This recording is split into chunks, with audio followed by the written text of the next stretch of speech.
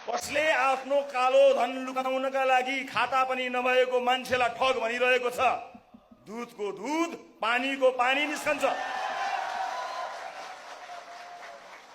त्योभन्दा पहिला त्यसमा र अन्य सहकारीमा बचत गरेका बचतकर्ताहरूको पैसा ब्याज सहित फिर्ता नगरेसम्म राजनीतिबाट विश्राम लिन्न। यो कुरा पनि म स्पष्ट पार्न चाहन्छु। यसमा त्यस पछाडि जो जहाँ लुकेको होस्, देशमा होस् विदेशमा होस्, सम्पूर्ण शक्ति लगाएर सरकारले आकाशमा होस् पातालमा होस् समाएर ल्याउँछ।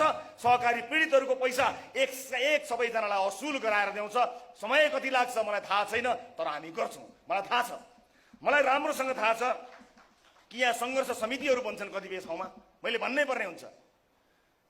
म अब सदस्यतै नभएको मान्छेलाई विभिन्न मानिसहरूबाट कारबाही गर भनेर हुनेका सदस्य सङ्घर्ष समितिका साथीहरूसँग के कुराकानी गरौँ?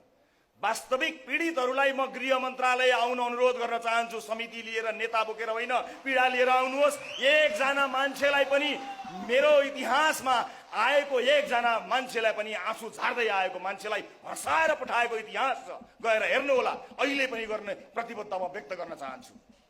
तर समिति बनाएर आफ्नो ऋण सबै प्राप्त गरिसक्ने, आफ्ना गाडी घर सबै सुरक्षित राख्ने अनि पीडितको नेता भन्ने अनि त्यहाँभित्र बसेर राजनीति गर्नेसँग म कुरा गर्दिनँ। म पीडितसँग कुरा गर्न तयार छु। हरेक पीडितसँग एकजनासँग कुरा गर्न तयार छु। त्यसैले जुन भ्रम छार्न खोजिएको छ, मैले आज तपाईँहरू समक्ष यो कुरा स्पष्ट पार्नै पर्थ्यो। म यो कुरा सदनमा भन्न चाहन्छु। अझ मैले भन्ने बाँकी धेरै कुरा छ। यहाँ त मैले केही कुरा अलिकति यसो सङ्केत मात्र गरेको मात्र हुँ। सप्रमाण सबै कुरा बताउन त मैले बाँकी नै छ, तर सदनमा मेरो कुरा सुन्ने साहस नेपाली काङ्ग्रेसले राखेको छैन। ठिक छ, कुनै समय आउला। यो बारम्बार एउटै कुरा उठालिरहँदाको अघिको त मैले एउटा कथा सुनाइहालेँ। हाम्रो एकजना कलेजको टाइममा एउटा दाइ हुनुहुन्थ्यो। उहाँले चाहिँ के भन्नुहुन्थ्यो भने, यो